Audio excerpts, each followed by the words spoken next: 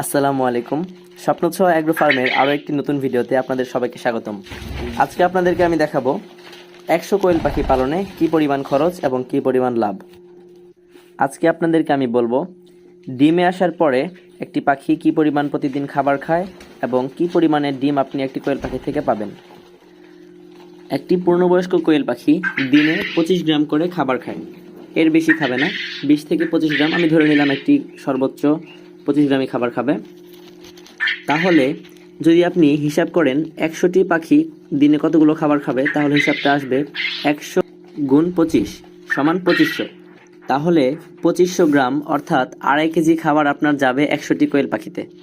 অপরদিকে আপনারা যদি ঠিকভাবে ঠান্ডার কোর্স এবং অন্যান্য ওষুধ যদি ঠিকমতো খাওয়ান, তাহলে 100টি কোয়েল থেকে আপনি অনায়াসেই 90% ডিম পেয়ে যাবেন। এবং সেক্ষেত্রে যদি 90টা আপনি ডিম প্রতিদিন পান, তাহলে যদি 3 টাকা করেও ধরা হয়, তাহলে 90 গুণ 3 অর্থাৎ 270 টাকা আপনি পাবেন 100টি কোয়েল পাখি থেকে প্রতিদিন। ওদিকে আমরা হিসাব করেছিলাম 2.5 কেজি খাবার লাগবে প্রতিদিন, অর্থাৎ 2.5 কেজি খাবারের যদি আপনারা প্রতি কেজি খাবার 55 টাকা করে ধরি, তাহলে আমাদের খাবার লাগতেছে 140 টাকার। অতএব 270 টাকার ডিম আপনারা পাচ্ছেন, আর খাবার যাচ্ছে একদিনে 140 টাকা। তার মানে 270 বিয়োগ 140 অর্থাৎ 130 টাকা আপনার লাভ থাকতেছে।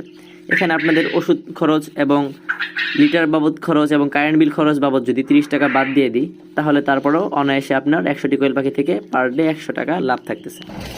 তবে এখানে আপনাদেরকে বলে নিই, আমি 90% ধরেছি ডিমের হ্যাচিং রেটটা।